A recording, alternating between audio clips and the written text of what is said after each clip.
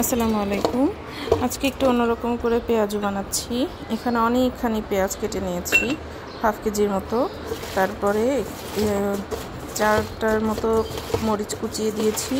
এরপর অল্প পরিমাণে লবণ দিয়ে পেঁয়াজটাকে চটকে নিলাম। এবার আমি দিব অল্প পরিমাণের হলুদ, খুব বেশি দেওয়া যাবে না আর কি। এরপরে এটাকে খুব ভালো করে চটকে একটু নরম করে নিতে হবে। এইবার আমি এর মধ্যে দিয়ে দিব অল্প অল্প করে বেসন, খুব বেশি না কিন্তু, একদম অল্প। বেসনের পরিবর্তে ডাল দেয়া যাবে না, কারণ এই পেঁয়াজুটা করতে গেলে ডাল দিলে তেলের মধ্যে ছাড়া ছাড়া হয়ে যেতে পারে। এই জন্য আমি বেসনটাকেই ব্যবহার করব। এই দেখুন, প্রথমবারে একটু কম মনে হলে এরপর আরেকটু বেসন দিয়েছি। এটাকে খুব ভালো করে চটকে নিতে হবে। এরপরে দেখুন এরকম হয়েছে মাখানোর পরে। এইবার তেলটাকে খুব ভালো করে গরম করে নিয়েছিলাম, এবং অল্প না, বেশ ভালো পরিমাণের তেল নিয়েছি। এবার এইভাবে একটু একটু করে ছাড়িয়ে এইরকম করে দিতে হবে পেঁয়াজটাকে। এইভাবে বারবার করে ছাড়িয়ে ছাড়িয়ে দিয়েছি। এইটা এমনভাবে ছাড়তে হবে যেন একটা গায়ের সঙ্গে আরেকটা লেগে যায়। আর এইটা কিন্তু সম্পূর্ণটা এইভাবে ছাড়ার কারণে একসঙ্গে হয়ে থাকবে। এইবার এটাকে খুব ভালো করে, এই দেখুন কোন কোন জায়গায় গ্যাপ আছে আমি দেখে দেখে দিচ্ছি, কিন্তু তো গ্যাপ দেখে দেখে এইভাবে দিয়ে দিতে হবে। আর এটা যারা এক্সপার্ট তারা তো খুব ভালো করে করতে পারে। আমি আসলে ভিডিওতে দেখেছিলাম যে এরকম করে পেঁয়াজু তৈরি করেছে, এই জন্য আমি এইটা দিয়ে ঘরে বানানোর চেষ্টা করেছি এবং আপনাদেরকেও দেখানোর চেষ্টা করেছি। তো এই দেখুন আমি খুব ভালো করে এখান দিয়ে দিয়েছি যে জায়গাগুলোতে গ্যাপ ছিল সেই জায়গাগুলো দিয়ে। এবার আমার সবগুলো পেঁয়াজ দেওয়া শেষ। এই হাফ কেজির বেশি পেঁয়াজ কিন্তু এইটুকুই হয়েছে।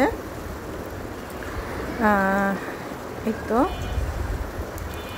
এরপরে আমি এটাকে অল্প আছে, প্রথমে তেলটাকে খুব ভালো করে গরম করে নিয়ে পেঁয়াজ দেওয়ার পর আঁচটা কমিয়ে দিব।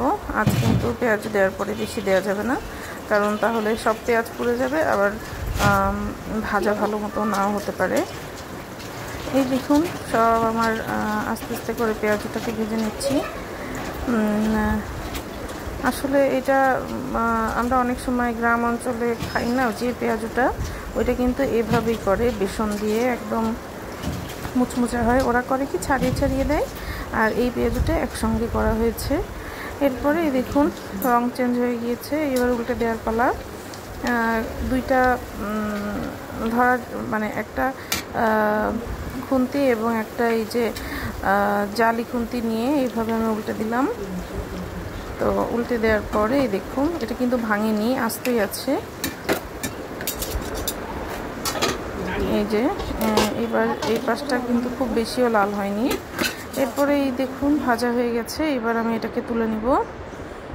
খুব বেশি ভাজিনি কিন্তু, এই দেখুন একটু লাল লাল হলে এটাকে নামিয়ে নিয়েছি। এরপরে এটাকে আমি প্লেটে নামিয়ে নিচ্ছি। এই তো তৈরি হয়ে গেল সেই পেঁয়াজ। এটা কিন্তু খুব খেতে মজা হয়েছিল। আর পেঁয়াজ একটা গন্ধ, বেরেস্তা বেরেস্তা একটা গন্ধ, আর খুব মুচমুচে ছিল। আপনারা চাইলে এটাকে বাসায় তৈরি করে দেখতে পারেন। আর মুড়ি দিয়ে আমরা খেয়েছিলাম। এই যে আমার মেয়ে একটু মুড়ি নিয়ে পেঁয়াজু নিয়ে খাচ্ছে। তো দেখার জন্য থ্যাংক ইউ আপনাদের।